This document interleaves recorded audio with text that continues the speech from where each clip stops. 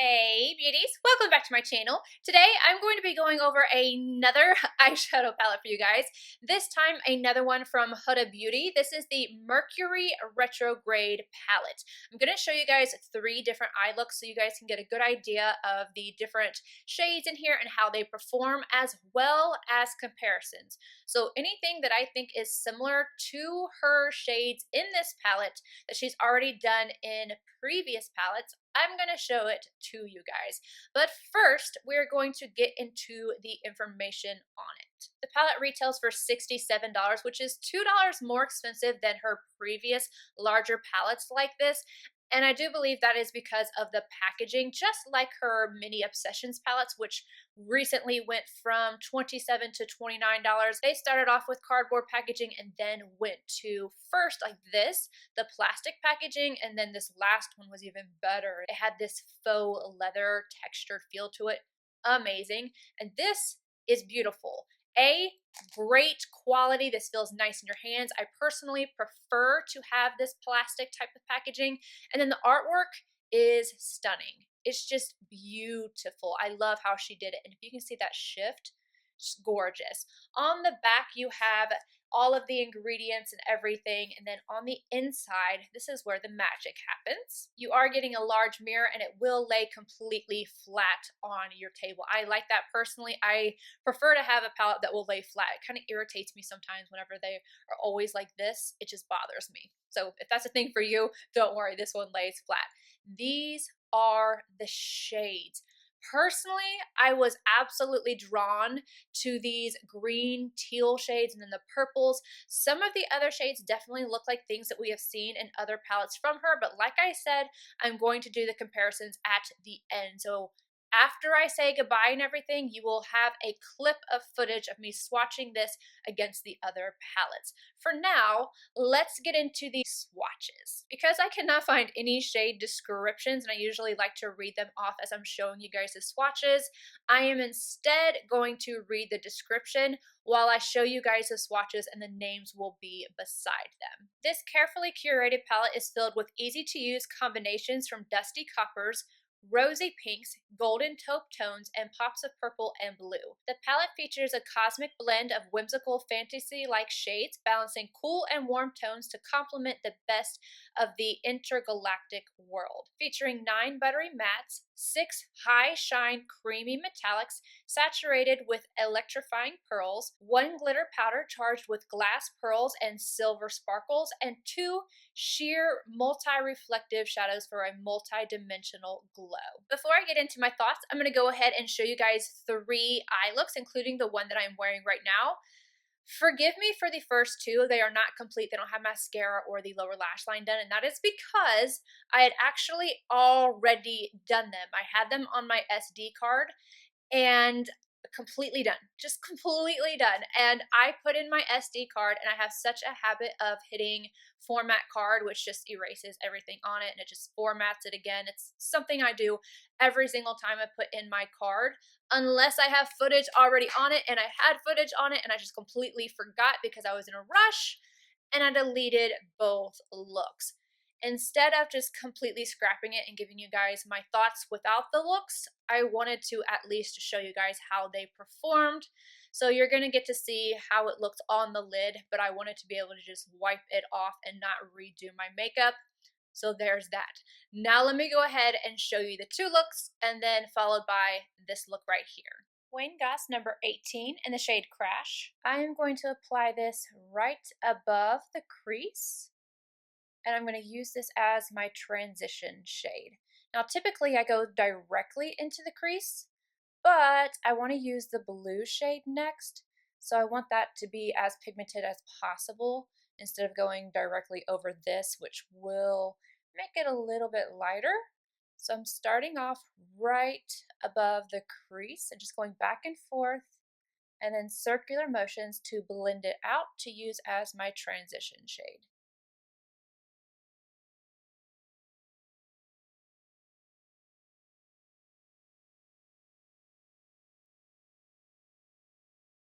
MAC 217 and Haze, going directly into the crease, back and forth windshield wiper motions. See how beautiful that color is? Oh, it's so pretty. Go back and forth and then slowly start to blend it upward so that when I have the lid shade and everything down, you can still see a little bit of this peeking through.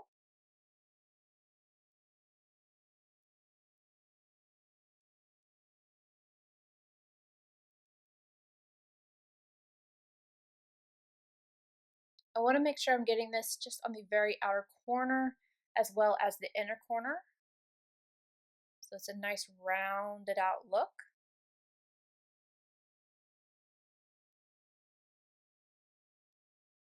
Wayne Goss number 19 in the shade Mercury. I am going to deepen up the crease with this shade. Now, when I originally did this video, I had talked about there being kind of like a hard pan when you very first swatch it. It didn't have a lot of pigmentation to it. Now, I don't have those because I accidentally deleted them. But I do just want to mention that.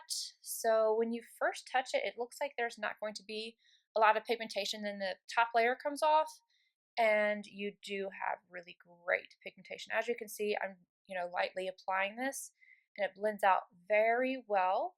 You have a nice sparkle there, but just wait until you see it on the lid. Now I apply it first into the crease because I don't want to have a harsh line of demarcation like right where I apply this. I want it to be a smoky eye and not so defined. MAC 242, I'm using this shade Dry. Look how beautiful. Oh, I am tapping as always and then swiping. And I would put this on my lower lash line. When I did my tutorial the first time, I just took this shade alone and went all along the lower lash line, but it's easier for me to just wipe off my eye and go in with the next look, and I'm kind of in a hurry now, seeing as I decided it would be fun to delete my footage. But if I was going to finish off this look, I would just take this shade right along the lower lash line. Same MAC 242, I just wiped off the excess, and I'm going to go in with Supermoon. I am lightly going to apply this to the brow arch. And then a little more heavily, you can see this is a BK Beauty 204. This is a chunkier formula, so I am really pressing this into the skin right here and then blending it out. Not a ton of fallout with this look, so top notch for that. Let's move on to the other eye. Refer P07A in the shade Karma. I'm going to start off by tapping this on the outer corner. Has great pigmentation to it. I hate that this isn't like a first impressions. I already know how these are going to go, but I'm going to start blending this upward, taking it into the inner portion of the lid, not the lid, the corner right here, the crease. But I did that with the excess amount of product, making sure everything is nice and blended out. Going in one more time because I want to deepen up this outer portion right here. Make it just a little bit more smoky than what I have on the inner corner.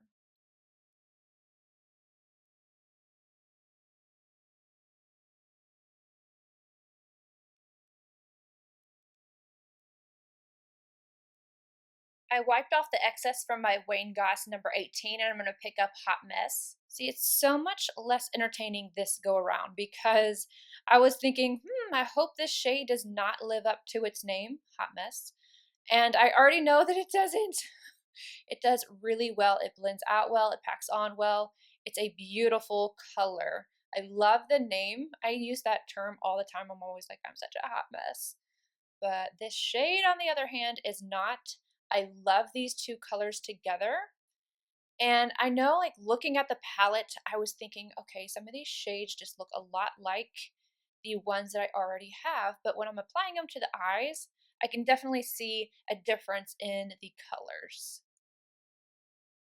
And you can see how quickly that blended out. Esom W21 in Ultraviolet, you can kind of see that I accidentally last time kind of pressed too hard. And this one had more of a coating and hard pressing than this one did.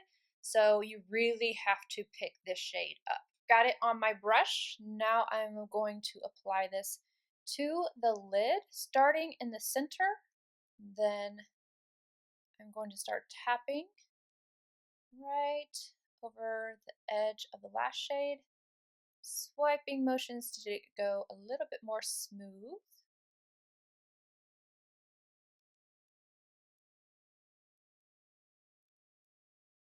I'm using this dry just like I did with this eye. Same brush in the shade Nebula.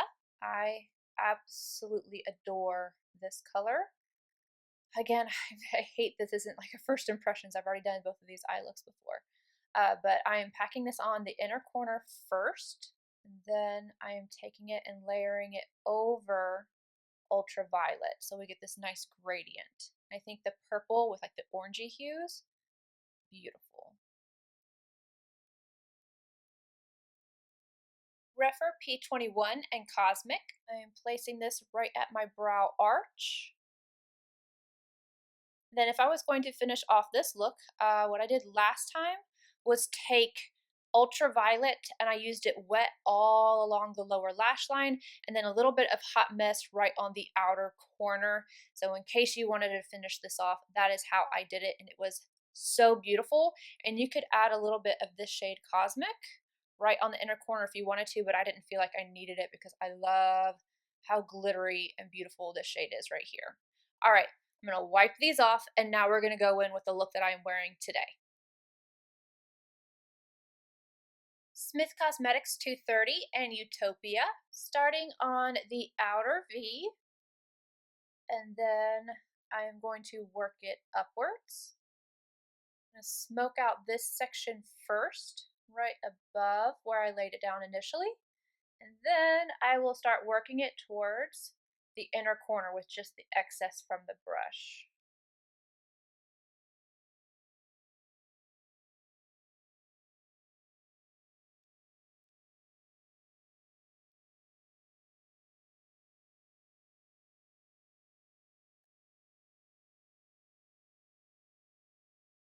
MAC 217 in the shade Frazzled. I'm applying this to the crease. If you're somebody who does not like a little bit of shimmer in the crease, you could totally go in with Karma, but I like it personally.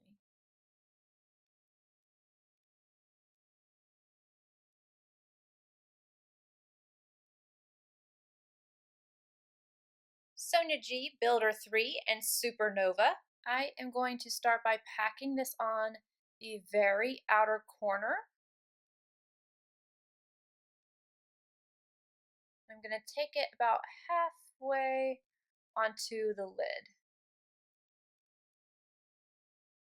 Back in with the MAC 217. Now I'm going to take the shade Vortex. I am lightly going to apply this to the very outer corner. Really make sure I blend it in to that shimmer. Now the reason why I'm putting it on top of the shimmer instead of underneath is because I do not want this to be really intense, and I kind of want to make a brown shimmer out of it. So if you put the shimmer underneath and then you add the brown on top, it will give you more of a subtle type of finish. I feel like it kind of creates just a little bit more of a seamless type of appearance. And I'm calling this a brown, but really it's a really deep purple. I'm just taking this on the very outer corner, bringing it up into the crease just a little bit, smoking it out just a little bit, not too much.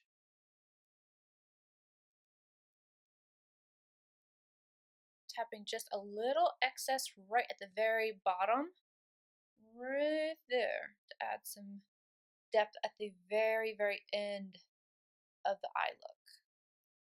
I wiped off my Sonia G Builder 3, and now I'm going to go in with Gold Glitch. Starting on the inner corner, packing this on, and then bringing it over. I am having to build this shade up just a little bit.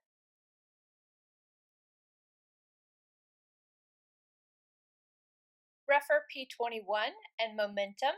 I'm going to take this right at my brow arch. Wayne Goss number 20 in the shade Utopia. I'm taking this all along the lower lash line. Wearing Gas number 7 in the shade Galaxy. I am going to finish off this look by just applying this to the inner corner, a little bit to the lower lash line. Thoughts on the palette. There are pros and cons. Like I've already mentioned, I love the packaging on this. Personally, it does not bother me to spend the extra $2 for this packaging. Don't necessarily mind the cardboard packaging either. So I know that some people are not going to like the $2 price increase, but for me, it's not a big deal. This is the new nude palette, so you can see this is cardboard, and this one is the plastic one. It's just a matter of preference, or again, some people just don't care at all. What I do care about is what is inside. One thing that is concerning to me, and this is something that I mentioned in the clips when I had originally done my 2 looks, are some of these shades. Now, I do not swatch palettes or anything before I use them. Even as of right now, I have not swatched this palette on my daughter's arm. I just haven't done it. So when I went into this shade right here, which is Mercury, again, one of the ones I was immediately drawn to, and then this one right here, which is Ultraviolet, and there was one other one, I think it was Get Frazzled. I don't completely remember. I just remember these two the most. When I swatched this one, almost nothing came off. It was very sheer on my hand. And I was like, what the heck? But then I noticed that it got a little darker after I had taken that top layer off. So now whenever I swatch it, it has a lot of pigmentation, which you could see that on my eye whenever I did the look. This one right here was even worse than this one.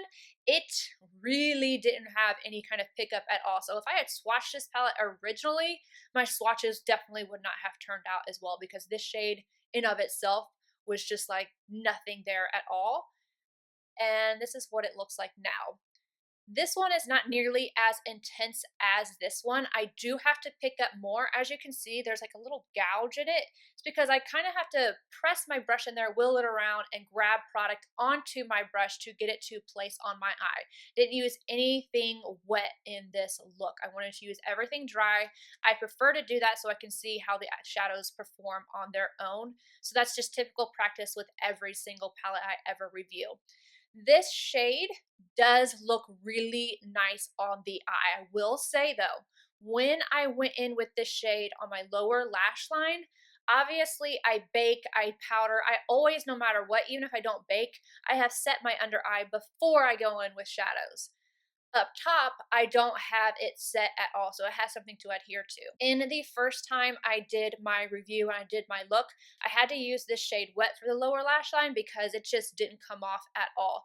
So my suggestion to you is, if you use this palette and you do set your eye, you're going to want to use this one wet, or maybe with your finger. This one is a little bit harder to work with, but it works beautifully on top of an unset eye, and I am using the Anastasia Beverly Hills primer for priming my eyes. The mattes all blended beautifully. I love the shade right here, Hot Mess, and I absolutely love Karma. Those two together, they blended out so quickly, seamlessly, gorgeous. Absolutely love them. This shade right here, again, beautiful. What color is that? That is Supernova. And some of these have a little bit of a duochrome to them that you can't really see on camera or in swatches, but you can definitely see in person. I love this shade right here, Nebula. This gives the most beautiful, soft lavender sparkle. It's gorgeous. It just reflects so beautifully on the eye, and it lasts all day long. I had both of those 2 original looks on all day. My daughter was saying that I look like Harley Quinn because, you know, the 2 different eye looks. Another shade I want to point out is this really light purple right here, which is called Libra. Now, you guys did not see this in action, but I have used it. I used it as an all-over smoky eye. You're going to have to use this one on top of a base unset if you really want it to stand out. This shade is pretty though. It has a great amount of pigmentation for a light shade. Supermoon is a little bit chunky, so you have to be careful with it. I definitely suggest finger application, or a tapping and pressing motion using a very dense brush to get that to apply, or you saw how it went on for just a really sheer look. But packing it on, it is really, really pretty. Let me show you that one.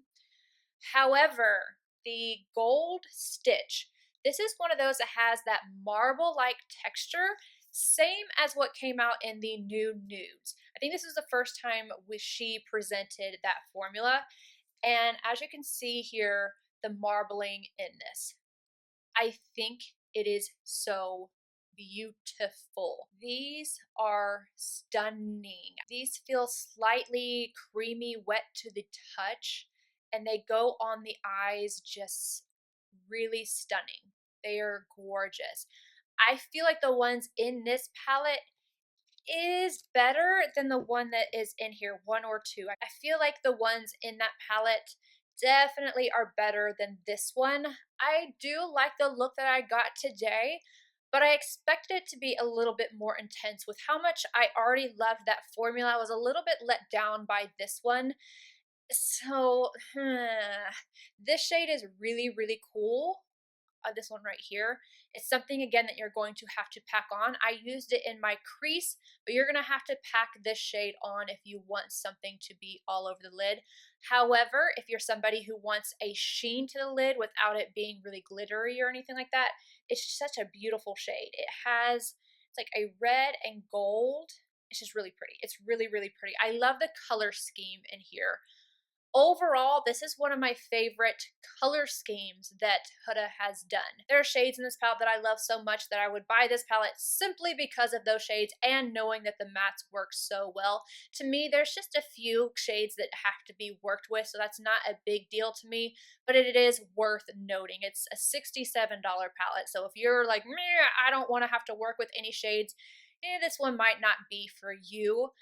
But this row right here, this row alone is worth it to me. Anywho, that is it, you guys. I hope you guys enjoyed the looks. I hope this was informative for you guys. Again, if you're wanting to see the comparisons, just wait. I am about to do that.